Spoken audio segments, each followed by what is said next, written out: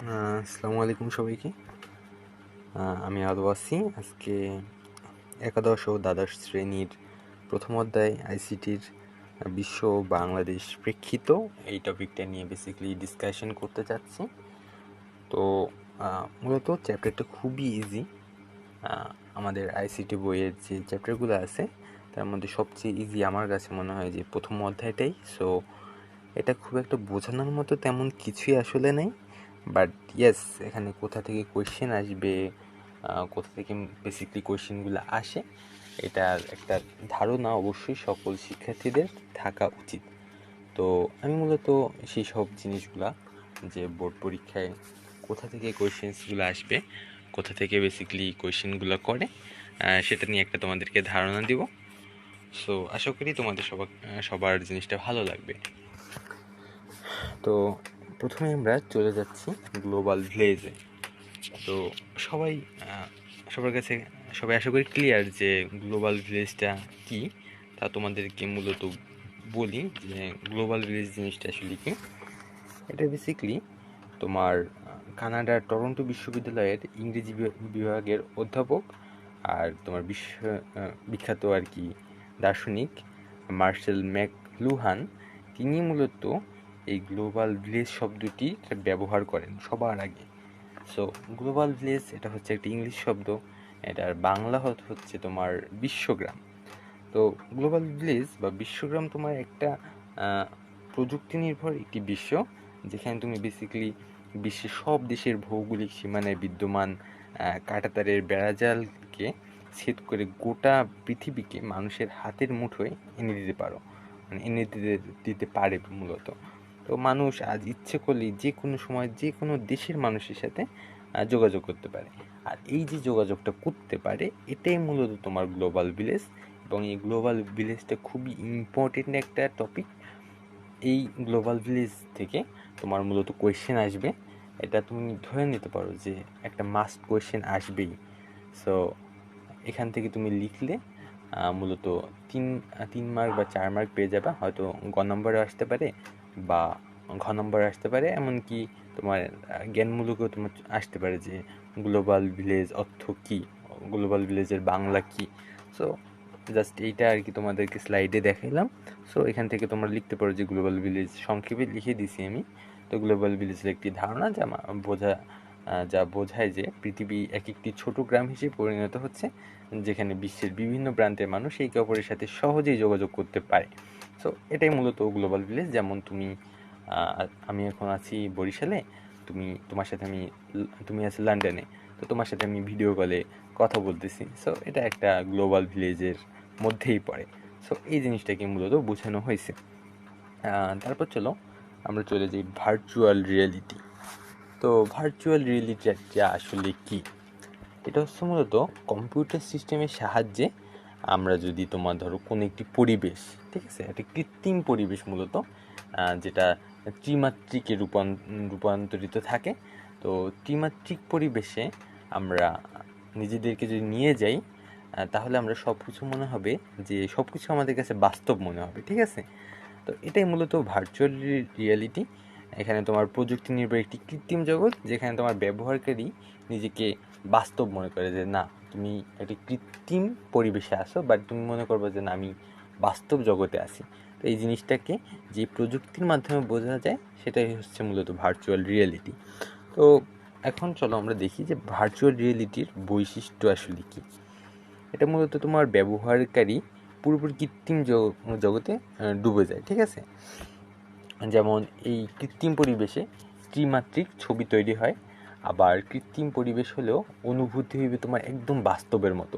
হ্যাঁ, তুমি কৃত্রিম পরিবেশে আছো, বাট তোমার ফিলিংসগুলো একদম সম্পূর্ণভাবে রিয়েলিস্টিক। এই পরিবেশে তুমি মূলত তোমার সংবেদনশীল যে গ্রাফিক্স, এগুলো ব্যবহার করতে পারবা। তারপর তোমার বিভিন্ন সিমুলেশন প্রয়োগ করতে পারবা। তারপর এই আর কি মূলত এটা হচ্ছে তোমার ভার্চুয়াল রিয়েলিটি। এখানে আমি স্লাইডে লিখে দিছি নিমগ্নতা, ইন্টারেক্টিভিটি, তারপর ত্রিমাত্রিক দৃশ্য, বাস্তব অনুকরণ, আবার বিশেষ যন্ত্রের ব্যবহার, এগুলো হচ্ছে মূলত ভার্চুয়াল রিয়েলিটির বৈশিষ্ট্য। তো এগুলো কিন্তু পরীক্ষায় প্রশ্নে আসবে, এবং তুমি যদি এই জিনিসগুলো খুব ইজিলি আয়ত্ত করতে পারো, তাহলে পরীক্ষায় তুমি ফুল মার্কসই ক্যারি করতে পারবা খুব ইজিলি, ঠিক আছে। তারপর হচ্ছে ভার্চুয়াল রিয়েলিটি সিস্টেম তৈরির উপাদানসমূহ। তো এখানে উপাদানসমূহগুলো কি? প্রথম হচ্ছে তোমার ইফেক্টর, তারপর রিয়েলিটি সিমুলেটর, তারপর হচ্ছে তোমার অ্যাপ্লিকেশন, আর হচ্ছে জিওমেট্রি। তো এখন প্রশ্ন জাগতেই পারে যে ভাই ইফেক্টরটা আসলে কি? ইফেক্টর হয়েছে তোমার বিশেষ ধরনের ইন্টারফেস ডিভাইস যা তোমার ভার্চুয়াল রিয়েলিটি পরিবেশের সাথে সংযোগ সাধন করে। যেমন তোমার উদাহরণস্বরূপ তুমি দেখতে পারো হেড মাউন্টেন ডিসপ্লে। এখানে যদি আমি দেখাইতে পারলাম না জিনিসটা, বাট তুমি গুগলে সার্চ করলে হেড মাউন্টেন ডিসপ্লেটা দেখতে পারবে, আই হোপ। তো আশা করি গুগলে সার্চ দেবে এটা।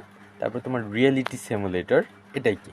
এটা হচ্ছে তোমার এক ধরনের হার্ডওয়্যার যা তোমার ইফেক্টরকে সংবেদনশীল তথ্য সরবরাহ করে। যেমন তোমার তুমি যদি এক্সাম্পল চাও তাহলে এটা হইতে পারে সেন্সর। তো সেন্সর হয়েছে তোমার রিয়েলিটি সিমুলেটর। আর অ্যাপ্লিকেশন হচ্ছে কি বিভিন্ন সিমুলেশন সফটওয়্যার সমূহের মিলনটাই হচ্ছে বেসিক্যালি অ্যাপ্লিকেশন। যেমন তোমার কি হইতে পারে, এটা একটা এক্সাম্পল হইতে পারে অটোডেস্ক অর ভিশন, ঠিক আছে। তারপর হচ্ছে তোমার জিওমেট্রি হলো তোমার ভার্চুয়াল পরিবেশের বিভিন্ন বস্তুর বাহ্যিক বৈশিষ্ট্যের সামগ্রিক যে তথ্যাবলী, ঠিক আছে, যেগুলো তোমার আকার, আকৃতি, স্থানিক বিন্যাস নির্ধারণ করে, এগুলো হচ্ছে বেসিক্যালি জিওমেট্রি। তো এগুলো হলো যেগুলো বললাম, এই চারটা হচ্ছে তোমার ভার্চুয়াল রিয়েলিটি সিস্টেম তৈরির উপাদানসমূহর। যদি তোমার প্রশ্নে আসে যে ভার্চুয়াল রিয়েলিটি সিস্টেম তৈরির উপাদানসমূহ লেখো বা ব্যাখ্যা করো, তাহলে এই চারটে দিয়ে যদি তুমি লেখো তুমি একটা ফুল মার্কস পাবা। আই হোপ স্যার কাটবেন না। তো তারপরে চলে যাই ভার্চুয়াল রিয়েলিটির প্রকারভেদে। ভার্চুয়াল রিয়েলিটির প্রকারভেদ বেসিক্যালি দুই প্রকার। এটা হচ্ছে তোমার টেলিপ্রেজেন্স আর সাইবার স্পেস। তো এখানে লিখে দিছি যে টেলিপ্রেজেন্স কি। এটা হচ্ছে তোমার একটা ব্যবহারকারীকে দূরবর্তী স্থানে যে উপস্থিতির অনুভব দেবে। মানে তুমি দূরে আসো কিন্তু তোমাকে মনে হইতেছে যে তুমি ওইখানেই উপস্থিত আছো। সো এই জিনিসটাকে আর কি শারীরিকভাবে উপস্থিত না থাকলেও মনে হবে যে না, আমি এখানে উপস্থিত আছি। এটা হচ্ছে তোমার টেলিপ্রেজেন্স। আর সাইবার স্পেস হচ্ছে একটা ভার্চুয়াল স্থান যেখানে তোমার ইন্টারনেট বা নেটওয়ার্কের মাধ্যমে তথ্য আদান প্রদান আমরা করতে পারি। তো এই হচ্ছে ভার্চুয়াল রিয়েলিটি দুইটা প্রকারভেদ। তারপর চলে যাই যে ভার্চুয়াল রিয়েলিটির ব্যবহার, যে কোথায় কোথায় ভার্চুয়াল রিয়েলিটির ব্যবহার হয়। যেমন শিক্ষাক্ষেত্রে খুব সহজেই ভার্চুয়াল রিয়েলিটির ব্যবহারের ফলে তুমি লেকচার নিতে পারতেছো। এই যেমন আমি যে তোমাকে ক্লাস করাইতেছি এটা কিন্তু একটা ভার্চুয়াল রিয়েলিটির মধ্যেই পড়ে, যে তুমি আমার সাথে সরাসরি সংযুক্ত না হইলেও তুমি দূরে বসে আমার লেকচারটা তুমি দেখতে পাচ্ছ। তারপর তোমার ইতিহাস ও ঐতিহ্য রক্ষায় ভার্চুয়াল রিয়েলিটির হিউজ ব্যবহার রয়েছে। পাশাপাশি তোমার ড্রাইভিংয়ে যে নির্দেশনা, স্বাস্থ্যসেবা, তারপর মহাশূন্য অভিযান, নৌবাহিনী প্রশিক্ষণ, খেলাধুলো, বিনোদন, ব্যবসা ও বাণিজ্যে, প্রকৌশল ও বিজ্ঞানে এই সকল জায়গায় কিন্তু ভার্চুয়াল রিয়েলিটির হিউজ ব্যবহার রয়েছে। ভার্চুয়াল রিয়েলিটি আমাদের জীবনটাকে কিন্তু অনেকখানি সহজ করে দেয়। সো ভার্চুয়াল রিয়েলিটি থেকে কোয়েশ্চেন তোমার মাস্ট আসবেই। মানে ভার্চুয়াল রিয়েলিটি ছাড়া তুমি ধরো ফার্স্ট চ্যাপ্টার ইমেজিনও করতে পারবে না, এখান থেকে তোমার কোয়েশ্চেন আসবে, এটার কোনো ডাউট নেই। সো এই টপিকটাকে খুব ভালোভাবেই পড়বা। আর ভার্চুয়াল রিয়েলিটির আগে পেলাম প্রকারভেদ না, তারপর উপাদানসমূহ পড়েছিলাম। সো উপাদানসমূহ আরও আছে তোমার হ্যান্ড গ্লোভস, ক্যাবল, এগুলো কিন্তু ভার্চুয়াল রিয়েলিটির অংশ। সো ভার্চুয়াল রিয়েলিটি জিনিসটা কি আই হোপ সবাই বুঝতে পারছো। তো সব কিছুরই ধরো ইতিবাচক প্রভাবও থাকে, আবার নেতিবাচক প্রভাবও থাকে। যেমন ভার্চুয়াল রিয়েলিটিরও ইতিবাচক প্রভাব আছে। সো ইতিবাচক প্রভাব কি? ভার্চুয়াল রিয়েলিটি মূলত তোমার শিক্ষা আর গবেষণায় সত্যি বলতে বিপ্লব সৃষ্টি করছে। কেন বিপ্লব সৃষ্টি করছে? কারণ একজন শিক্ষার্থী এটি ব্যবহারের মাধ্যমে নিজের শেখার অভিজ্ঞতাকে আরও সহজ এবং আকর্ষণীয় করে তুলতে পারতেছে, তাই না?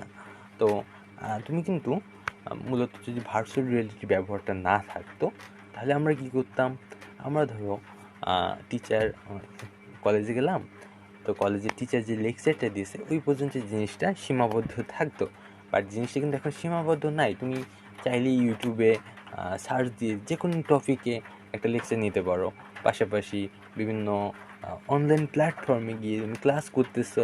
তো এই জিনিসটা কিন্তু ভার্চুয়াল রিয়েলিটি আমাদেরকে খুবই সহজ থেকে সহজতর করে তুলেছে। তো ভার্চুয়াল রিয়েলিটির ইতিবাচক একটা প্রভাব। তারপর বিনোদনে ভার্চুয়াল রিয়েলিটির একটা ইতিবাচক প্রভাব হচ্ছে এটা মানুষকে ভার্চুয়াল ট্যুর খুবই জনপ্রিয় হয়ে যাইতেছে। আমরা কিন্তু মানুষ যখন ভার্চুয়াল রিয়েলিটি ব্যবহার করে থিম পার্ক, জাদুঘর বা অন্যান্য জায়গায় ঘুরতে পারে। ভার্চুয়াল রিয়েলিটি স্পোর্টস ভক্তদের জন্য সরাসরি মাঠের অভিজ্ঞতা দেয়, তাই না? আমরা যেমন বাংলাদেশের সাথে জিম্বাবুয়ে সিরিজ গেল কয়েকদিন আগে, তো আমরা যারা স্টেডিয়ামে গিয়ে খেলা দেখতে পারি নাই তারা কিন্তু ভার্চুয়াল রিয়েলিটির মাধ্যমে ঘরে বসে লাইভে খেলা দেখেছি, তাই না? সো এটাও কিন্তু একটা ভার্চুয়াল রিয়েলিটি।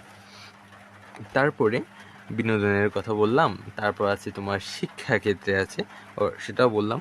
তারপর আছে তোমার চিকিৎসা ক্ষেত্রে ডাক্তার প্রশিক্ষণে শরীরের বিভিন্ন জটিল সংবেদনশীল অংশের গঠন, যা তোমার স্বচক্ষে দেখলে যে অভিজ্ঞতা লাভ করা যায় সেটা তোমার ভার্চুয়াল রিয়েলিটির মাধ্যমে তা বারবার দেখার সুযোগ থাকায় আরও বেশি আমরা অভিজ্ঞতা লাভ করতে পারি। সাপোজ তোমার ডক্টর, তুমি মেডিকেল স্টুডেন্ট, সো তোমাকে প্রশিক্ষণ দিতেছে, তাই না? তো তুমি এখানে একবার দেখতে পারলা তোমার কলেজে বসে, বাট যখন তুমি বাসায় এসে তুমি ভার্চুয়াল রিয়েলিটি ব্যবহারের মাধ্যমে এটা কিন্তু বারবার দেখতে পাইতেছো, যার ফলে জিনিসটা তোমার কাছে খুবই সহজ হয়ে যেতেছে। সো ভার্চুয়াল রিয়েলিটি আমাদের খুবই হাতের কাছাকাছি থাকে, যার ফলে আমরা কিন্তু খুব সহজেই সব কিছু করতে পারি। তো এটার আবার তোমার নেতিবাচক প্রভাবও আছে। সব কিছুর যেমন একটা ইতিবাচক থাকে, নেতিবাচকও থাকে, সো ভার্চুয়াল রিয়েলিটিও তেমনই। তো চলো দেখি আমরা স্লাইডে লেখা আছে কি, যে ভার্চুয়াল রিয়েলিটি ব্যবহারে চোখের চাপ বা মাথা ব্যথা, মাথা ঘোরা এবং সাইবার কিনেস, হ্যাঁ, বা যেটাকে বলে তোমার বমি বমি ভাব বা ভারসাম্য হারানো, এগুলো হইতে পারে। তো এই জিনিসগুলা খুবই একটা খারাপ জিনিস। প্রত্যেকটা প্রযুক্তির ব্যবহারই কিন্তু যেমন পজিটিভ আছে তেমন নেগেটিভও আছে। সো ভার্চুয়াল রিয়েলিটিতেও এই জিনিসটা কিন্তু আছে। এটা খুবই ব্যয়বহুল একটা জিনিস। ভার্চুয়াল রিয়েলিটির সরঞ্জাম চড়ার দাম বা জটিলতা হচ্ছে কি, বর্তমানে বিজ্ঞানের প্রধান দুইটি সমস্যা: অতিমাত্রায় প্রযুক্তি নির্ভর, কল্পনা নির্ভর, আর স্বাস্থ্যের ক্ষতি করে। সো এগুলো আর কি মূলত ভার্চুয়াল রিয়েলিটির নেতিবাচক প্রভাব। সো ভার্চুয়াল রিয়েলিটির ইতিবাচক প্রভাব ও নেতিবাচক প্রভাব নিয়ে তোমাদের কোয়েশ্চেন করতে পারে। সো এইগুলো সম্পর্কে যদি তোমরা ধারণা রাখো তাহলে খুব ইজিলি কোয়েশ্চেন্সগুলো আনসার করতে পারবে, আই গেস। তারপর আসছে বায়োমেট্রিক্স কি, তাই না? তো বায়োমেট্রিক্স জিনিসটা আসলে কি, বায়ো হচ্ছে একটা গ্রিক শব্দ যেটার অর্থ হচ্ছে প্রাণ বা জীবন বা লাইফ। আর মেট্রিক কি, মেট্রিক হচ্ছে পরিমাপ করা। বায়োমেট্রিক হইছে বায়োলজিক্যাল ডেটা পরিমাপ বা বিশ্লেষণ করার জন্য যে প্রযুক্তিটা ব্যবহার করা হয় সেটাকে মূলত আমরা তোমার বায়োমেট্রিক্স বলে থাকি, তাই না?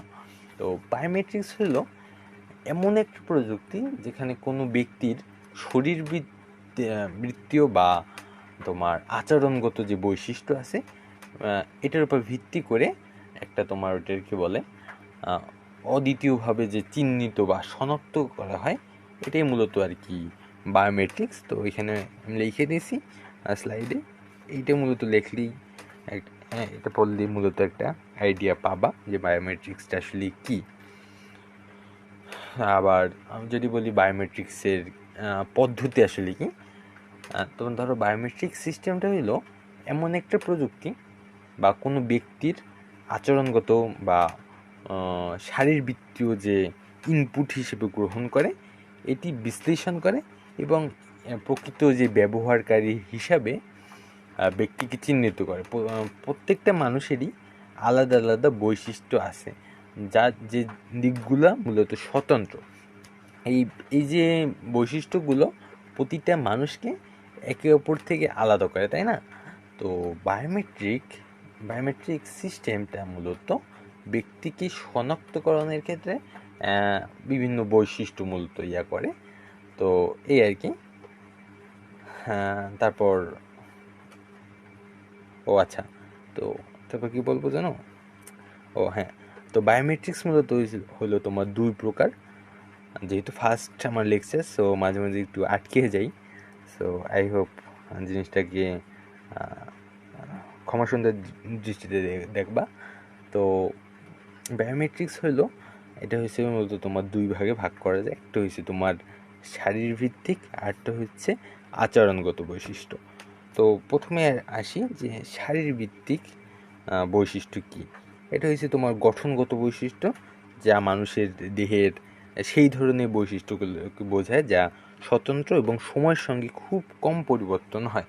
যেমন আঙ্গুলের ছাপ, চোখের মণি, তারপর মুখমণ্ডলের গঠন, আমাদের যে ফেসের স্ট্রাকচার, তারপর হাতের তালু, এগুলো কিন্তু কখনো কিন্তু চেঞ্জ হবে না, তাই না? খুব একটা চেঞ্জ হয় না। যদি তুমি করো, প্লাস্টিক সার্জারি করো, তাহলে একটু চেঞ্জ হইতে পারে, তাছাড়া তো মূলত চেঞ্জ হয় না, তাই না? সো এগুলো মূলত শারীরভিত্তিক গঠন। আর আচরণ হয়েছে তোমার যে কণ্ঠস্বর। তো এই জিনিসগুলো কিন্তু পরিবর্তনশীল। কণ্ঠস্বরটা পরিবর্তনশীল কীভাবে?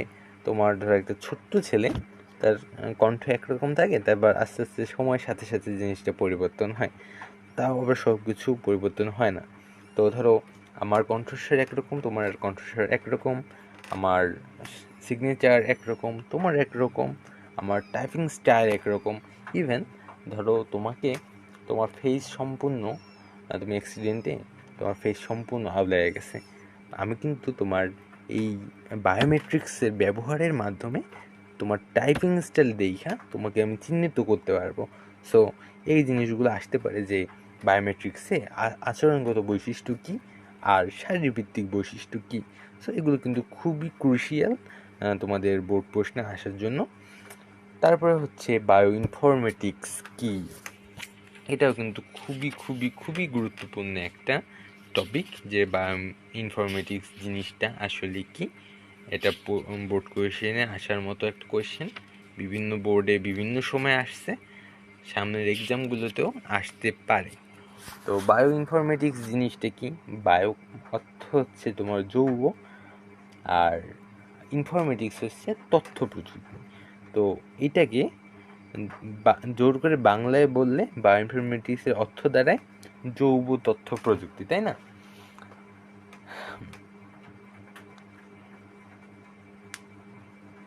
তো এই জিনিসটাকে সহজ ভাষায় যদি বলি, তাহলে হচ্ছে এই জিনিসটা হচ্ছে তোমার জীববিজ্ঞানের জ্ঞানকে কাজে লাগিয়ে পাওয়া জেনেটিক কোডের মতো জটিল তথ্যই হইল বায়ো ইনফরমেটিক্স। বুঝছো? যে জীববিজ্ঞানের জ্ঞানকে আমরা কাজে লাগিয়ে যে জেনেটিক কোডের মতো জটিল তথ্য পাই বা বিশ্লেষণ করতে পারি, এই জিনিসগুলো হচ্ছে বায়ো ইনফরমেটিক্স। যেমন গণিত, তারপর পরিসংখ্যান, কম্পিউটার বিজ্ঞান, হ্যাঁ, এইগুলো কিন্তু বায়োমেট্রিক্সের শাখা। এখানে লিখে দিছি যে জীববিজ্ঞান, কম্পিউটার সায়েন্স, ইনফরমেশন ইঞ্জিনিয়ারিং, গণিত ও পরিসংখ্যান। হ্যাঁ, তো এইগুলো হলো মূলত বায়োমেট্রিক্স শাখা। তো বায়োমেট্রিক্সের সংজ্ঞা আসতে পারে, পাশাপাশি তোমার বায়োমেট্রিক্সের শাখাসমূহ আসতে পারে। তারপর আসতে পারে যে বায়োমেট্রিক্সের প্রধান কাজ আসলে কি। বায়োমেট্রিক্সের যে মূল উদ্দেশ্য বা কাজ, এটা হচ্ছে তোমার প্যাটার্ন রিকগনাইজেশন, ডাটা মনিটরিং আর ভিজুয়ালাইজেশন, ঠিক আছে? তো পাশাপাশি রোগবালাইয়ের কারণ হিসেবে জিনের প্রভাব সম্পর্কে জ্ঞান আরোহণ, এই জিনিসগুলো তোমার বায়ো ইনফরমেটিক্সের মূলত উদ্দেশ্য।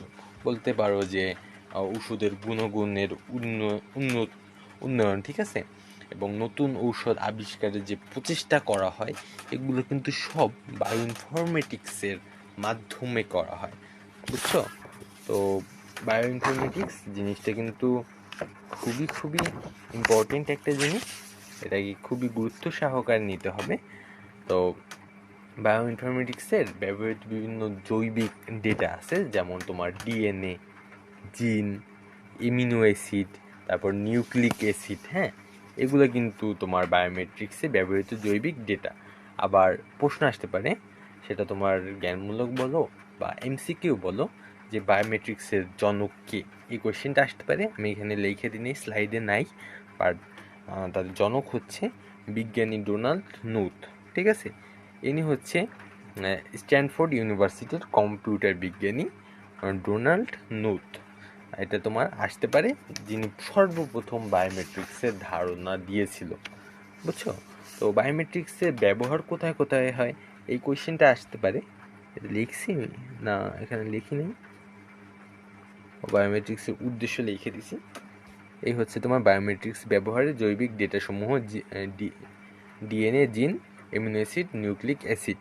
তারপর বায়োমেট্রিক্সের উদ্দেশ্যসমূহ, জৈব, এই চারটা লিখে দিছি, জীববৈজ্ঞানিক তথ্য বিশ্লেষণ, জিন, প্রোটিন, ডিএনএ সম্পর্কে বিস্তারিত তথ্য জানা, এটা হচ্ছে উদ্দেশ্য। তারপর গেল কোথায়, বায়োমেট্রিক্স,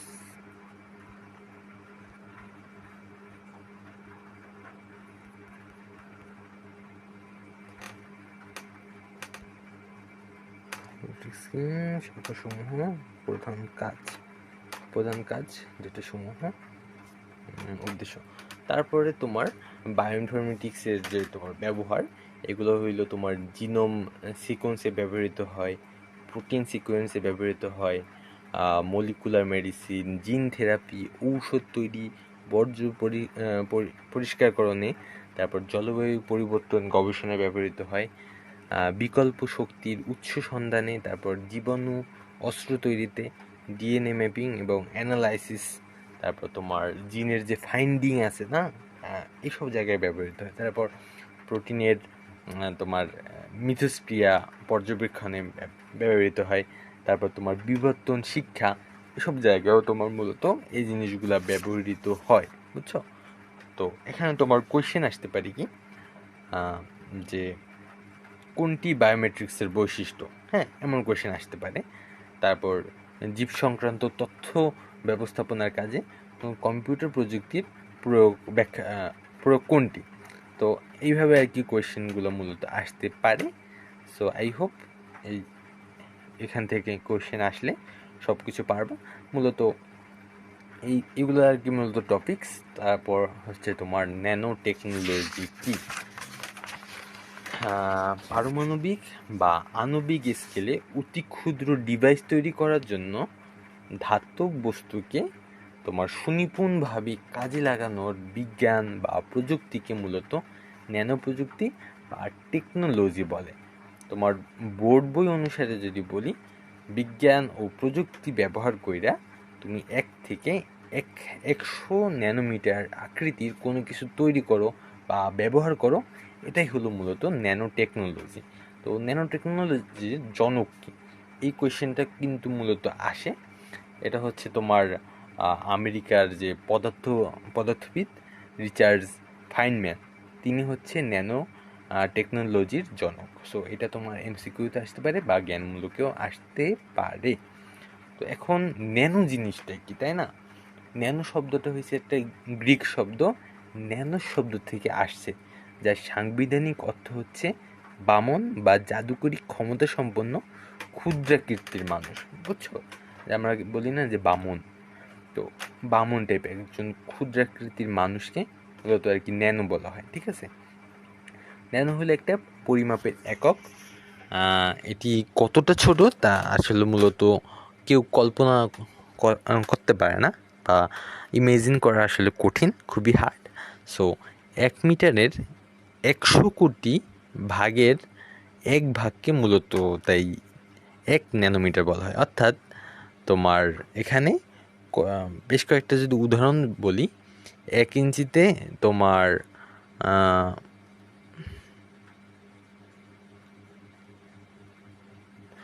1 ইঞ্চিতে তোমার 2 কোটি তোমার ন্যানোমিটার আছে, তাই বুঝছো। তো সংবাদপত্রে একটা পত্রিকায় আছে তোমার 1,00,000 ন্যানোমিটার পুরো। তো তুলনামূলক স্কেলে একটা মার্বেল যদি ন্যানোমিটার হয় তবে পৃথিবীর আকারে হবে 1 মিটার, বুঝছো? তো এই হইলো আর কি মূলত ন্যানো, মানে ক্ষুদ্র একটা, অতি ক্ষুদ্র একটা জিনিস। তো ন্যানো টেকনোলজি মূলত দুটি প্রধান পদ্ধতি। একটা হয়েছে তোমার বোটাম টপ, আর না সরি টপ ডাউন, আর একটা হচ্ছে বোতাম আপ, বা একটা হচ্ছে মানে মূলত নিচ থেকে উপরে, আর একটা হচ্ছে উপর থেকে নিচে।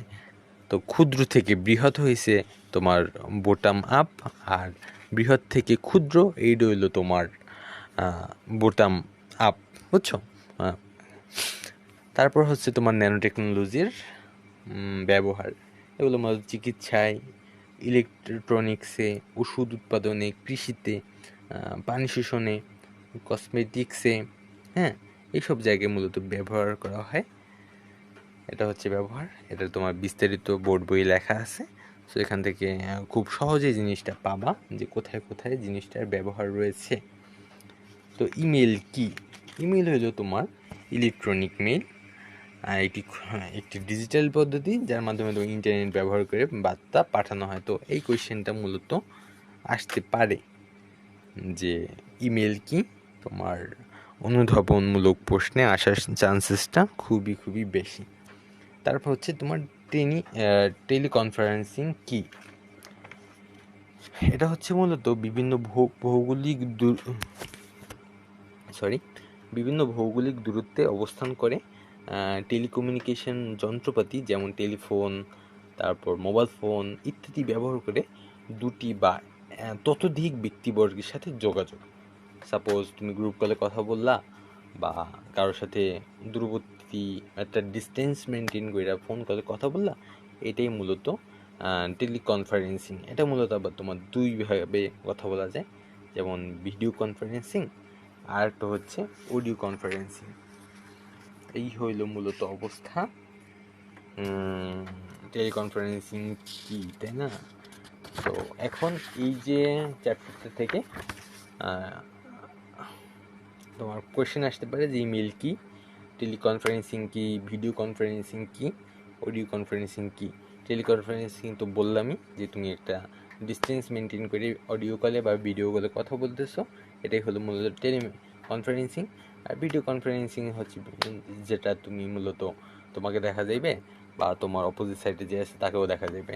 আর এগুলো একটু ডিটেলস না বলি, জাস্ট জ্ঞানমূলক প্রশ্নে এগুলো আসতে পারে বা অনুধাবনও কিছু কিছু কোয়েশ্চেন আসতে পারে। সো এই 13টা কোয়েশ্চেন যদি দেখে যাও তাহলে এই চ্যাপ্টারটা মূলত ক্লিয়ার আশা করি। তারপর এখানে বলি ফ্রিল্যান্সিং কি। ফ্রিল্যান্সিং জিনিসটা কি? একটা প্রতিষ্ঠানের সাথে দীর্ঘস্থায়ী চুক্তি না কইরা তুমি আইসিটির ব্যবহারের মাধ্যমে স্বাধীনভাবে তুমি খুব ফ্রিডম নিজের দক্ষতা অনুযায়ী কোনো ব্যক্তি বা কোনো প্রতিষ্ঠানের চাহিদা মোতাবেক কাজ করতেছো, এটাই মূলত ফ্রিল্যান্সিং। এই ক্ষেত্রে একজন ফ্রিল্যান্সার বিভিন্ন জব শেয়ারিং ওয়েবসাইটে যেমন আপওয়ার্ক.com, fiverr.com, freelancer.com তার দক্ষতা অনুযায়ী জবের জন্য আবেদন করে থাকে, বুঝছো? তো এই আর কি অবস্থা। তারপর ইবুক জিনিসটা কি এটাও যদি বলি, ইবুক হচ্ছে তোমার ইলেকট্রনিক বুক, যেখানে তোমার আমরা পিডিএফ এর মাধ্যমে কিন্তু লেখাপড়া করতে পারি, তাই না? এই হচ্ছে আর কি এই চ্যাপ্টারের মূলত এমসিকিউ। তারপর আমরা চলে যাইতেছি কৃত্রিম বুদ্ধিমত্তা আসলে কি। এটা তোমার প্রশ্ন আসতে পারে। আমরা বর্তমান সময়ে এআই ছাড়া, মানে আর্টিফিশিয়াল ইন্টেলিজেন্স ছাড়া আমাদের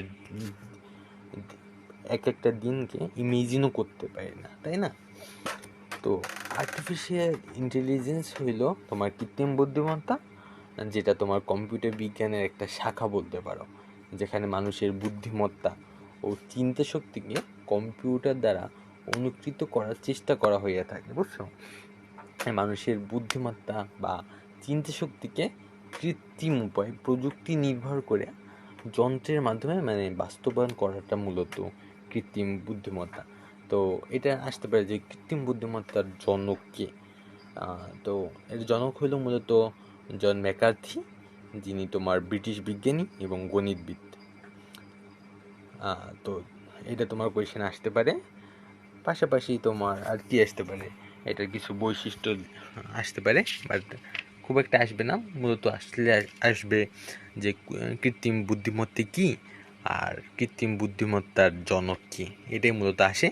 সো এটা অনুধাবনে আসতে পারে, আর গ নম্বর কোয়েশ্চেনে আসতে পারে। সো এই জিনিসটা আর কি একটা ধারণা যদি থাকে তোমার মধ্যে, তুমি লিখতে পারবে ইজিলি। সো মোটামুটি একটা এক পৃষ্ঠা লিখলেই ফুল মার্কস ক্যারি করা পসিবল। তারপর হচ্ছে রোবট বা রোবোটিক্স কি, এটা একটা খুবই ইম্পর্টেন্ট একটা টপিক। রোবট শব্দটা মূলত উৎপত্তি হয়েছে রোবোটার থেকে, ঠিক আছে, যার অর্থ মানুষের দাসত্ব করা। চেক রোবোটা শব্দটা একটা তোমার পশ্চিম স্লাভিশ ভাষা। সো রোবট শব্দটা স্লাভিশ ভাষা থেকে আসছে।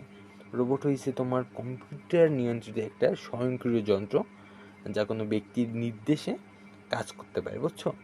ধরো তোমার আমার নির্দেশে একটা বস্তু কাজ করবে, এই দিয়ে মূলত তোমার রোবোটিক্স। সো কম্পিউটার বিজ্ঞান বা প্রকৌশল বিদ্যার একটা শাখা হইলো মূলত কৃত্রিম বুদ্ধিমত্তা, মানে আর্টিফিশিয়াল ইন্টেলিজেন্স, যেটা আগের টপিকেই পড়ছি আমরা। আর কৃত্রিম বুদ্ধিমত্তার ব্যবহারের একটা ক্ষেত্র হয়েছে রোবোটিক্স। এই হলো আর কি কাহিনী।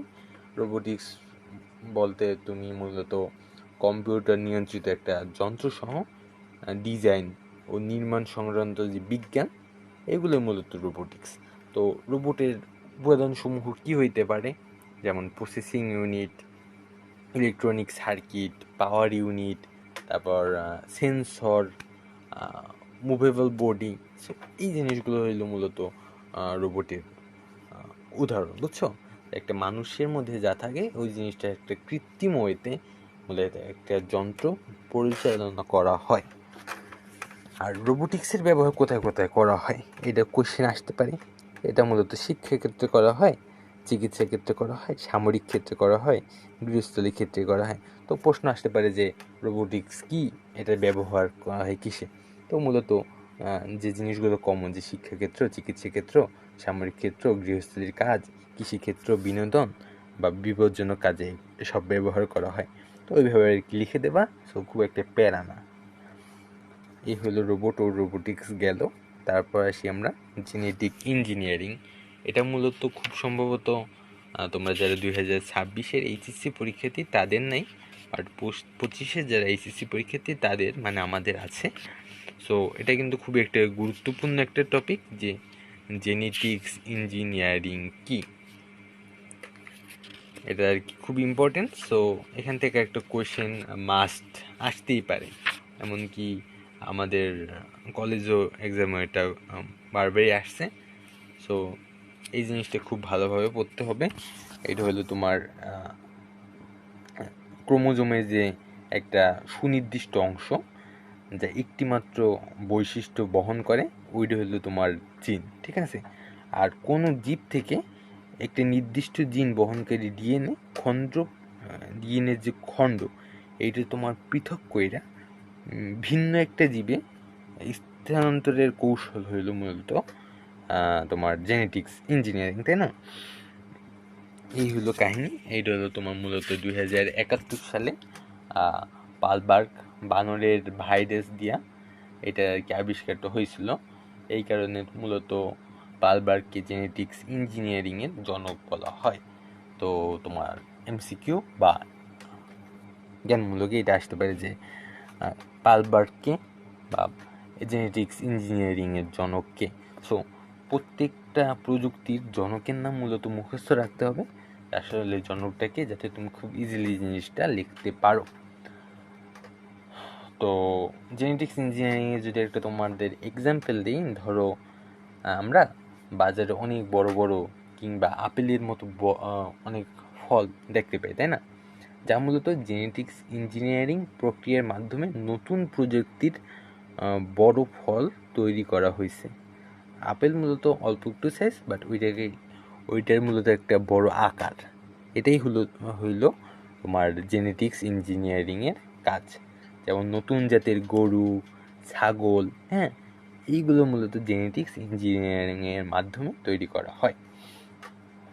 তো তো জেনেটিক্স ইঞ্জিনিয়ারিংয়ের মাধ্যমে কৃষিতে উৎপাদনের লক্ষ্য হলো মূলত 4টা। একটা হলো তোমার প্রথম লক্ষ্য হচ্ছে শস্যের গুণাগুণ মান বৃদ্ধি করা, শস্য থেকে সম্পূর্ণ নতুন উপাদান উৎপন্ন করা, পরিবেশের বিভিন্ন ধরনের হুমকি থেকে শস্যকে রক্ষা করা, শস্যের যে বৃদ্ধি ত্বরান্বিত করে ও রোগ প্রতিরোধ ক্ষমতা বাড়ানো, এগুলো মূলত জেনেটিক্স ইঞ্জিনিয়ারিংয়ের কাজ। তো এগুলো সব কিছু মিলিয়ে টিলিয়ে রেখে দেওয়া বইয়ে আর ইন ডিটেলস দেওয়া আছে, সো এগুলো পড়লেই এনাফ। তারপর হচ্ছে ক্রায়ো সার্জারি তোমাদের 26-এর এইচএসসি ব্যাচের পোলাপানের নাই, বাট 25-এর যারা আছে তাদের জন্য আছে, নতুন বই থেকে এটা বাদ দিয়ে দেওয়া হয়েছে। তো ক্রায়ো সার্জারি কিন্তু মাস্ট ইম্পর্টেন্ট একটা জিনিস। এটা হয়েছে তোমার যে গ্রিক শব্দ ক্রায়ো, ক্রায়ো কিন্তু একটি গ্রিক শব্দ, এটা অর্থ হয়েছে তোমার বরফের মতো ঠান্ডা, এবং সার্জারি শব্দের অর্থ হইল হাতের কাজ। তো এখন এটার মানে কি দাঁড়ায়? ক্রায়ো সার্জারি হলো এমন একটা চিকিৎসা পদ্ধতি যার মাধ্যমে অতি ঠান্ডা তাপমাত্রায় তোমার শরীরের যে অস্বাভাবিক বা অসুস্থ টিস্যু বা কোষ তোমার মূলত ধ্বংস করা হয়, বুঝছো?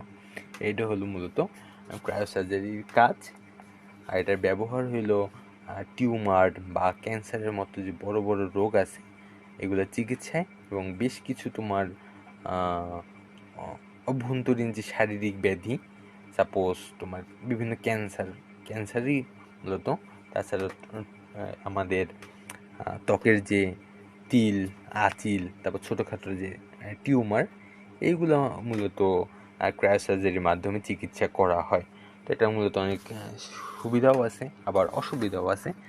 আমি অসুবিধা বা সুবিধাগুলো লিখিনি, তো বইলে যেতেছি। এটার তোমার বইয়ে ডিটেলস পাবা, বা বইয়ে না পাইলে তুমি গুগলে সার্চ করলে পাবা। পাশাপাশি এখন আমাদের আর্টিফিশিয়াল ইন্টেলিজেন্স কি যেন চ্যাট জিপিটি আছে, চ্যাট জিপিটিতে সার্চ করলেও ডিটেলস পাবা। সো সব কিছু নোট করে রাখবো, ঠিক আছে? তো ক্রায়ো সার্জারির যে সুবিধা, এটা হলো তোমার কেমোথেরাপি, রেডিওথেরাপি, তারপর বিভিন্ন অপারেশনের জন্য মানে জায়গা মূলত দখল করে নিতেছে। তারপর এটার ফলে ক্যান্সার ও নিউরো রোগীদের কাছে দিন দিন এই পদ্ধতির গ্রহণযোগ্যতা বৃদ্ধি পাচ্ছে, বুঝছো? তারপর তোমার এটা হলো এই পদ্ধতিতে আমরা মূলত তাপমাত্রা যখন হিমাঙ্কের নিচে নামানো হয় তখন সংশ্লিষ্ট যে স্থান হতে রক্ত তোমার করে সইরা যায়, ওইটা রক্তনালীতে সংকুচিত হওয়ার ফলে মূলত তোমার রক্তপাত হয় না। এটাই মূলত সুবিধা। আর অসুবিধা হইল এই পদ্ধতিতে রোগাক্রান্ত যে আমাদের টিস্যু বা কোষ শনাক্ত করার সময় যদি ঠিক মতো অবস্থান শনাক্ত করা না যায়, তাহলে ক্রায়ো সার্জারি ব্যবহার করা হয়। তাইলে মূলত সুস্থ যে কোষের আমাদের যে সুস্থ কোষ আছে এগুলার মূলত ক্ষতি সাধন হইতে পারে। হ্যাঁ, তারপর তোমার যে নতুন সিলেবাস আছে 26 পেজের, তোমাদেরকে কোনো একদিন খুব ভালো করে, আপাতত মূলত আজকে একটা ট্রায়াল ছিল, জাস্ট নিজে দেখলাম যে আসলে কেমন কি একাডেমিক জিনিসটা একটা লেকচার নিতে কতটা বেগ পাইতে হয়। সো এই জিনিসগুলো আর কি দেখলাম। 26-এর জন্য খুব শীঘ্রই একটা বড়সড় আকারে খুব ভালো মতো একটা ক্লাস নেব, যে তোমাদের যে নতুন টপিকগুলো অ্যাড হয়েছে ওইগুলো থাকবে। সো এই হলো অবস্থা। এখন তোমার এটা দেখা যাও যে মেমোরি পরিমাপের এককের মানগুলা কি কি, ঠিক আছে? এখানে তোমার দেওয়া আছে যে 1 বাইট সমান 8 বিট, 1 কিলোবাইট হয়েছে 1024 বাইট, তারপর 1 এমবি হয়েছে 1024 কিলোবাইট, 1 জিবি 1000। এইগুলো মূলত তোমার এমসিকিউতে আসতে পারে, জ্ঞানমূলকে আসার চান্সেস খুবই কম, তাও চলে আসলেও আসতে পারে, হু নোস, তাই না? সো এই হলো মূলত একটা ধারণা যে কোথা থেকে মূলত বোর্ড পরীক্ষায় তোমার কোয়েশ্চেনগুলো আসে। আশা করি ভিডিওটা তো আশা করি মূলত তোমরা সবাই জিনিসটা এনজয় করছো, যে আসলে কোথায় থেকে কেমনি কি। তো এইগুলো মূলত পড়লেই বোর্ড কোয়েশ্চেন, বোর্ড পরীক্ষা খুব ইজিলি তুমি ট্যাকেল দিতে পারবা। আই হোপ এখান থেকে তুমি সাপোজ বোর্ড পরীক্ষায় যা দেখলাম তোমার একটা প্রশ্ন তো আসবে মাস্ট, দুইটা আসার সম্ভাবনাও আছে। সো দুইটা যদি আসে তুমি একদম ধুমায় লিখতে পারবা এখান থেকে। তো তোমার 20-এ 20 মার্ক পাওয়া খুবই ইজি, 10-এ 10 পাওয়া খুব ইজি, কারণ তোমার চ্যাপ্টারটাই খুব ইজি। সো জাস্ট তুমি ডিটারমিনেশন নিয়ে আর ডেডিকেশন নিয়ে জাস্ট একদিনে এই চ্যাপ্টারটা কিন্তু চাইলেই কমপ্লিট করা যায়। সো খুব ইজিলি তুমি সব কিছু রিকভার করতে পারবা। আই হোপ সবার ভালো লাগছে ভিডিওটা। এতক্ষণ ধৈর্য সহকারে দেখার জন্য থ্যাঙ্কস। এবং আমি আসলে একজন নুব মেন্টর, সো জানি না কতটুকু কি বুঝাইতে পারছি বা কি করতে পারছি না পারছি। পুরো স্লাইডটা তৈরি করছি তোমাদের জন্য আর নিজের জন্য।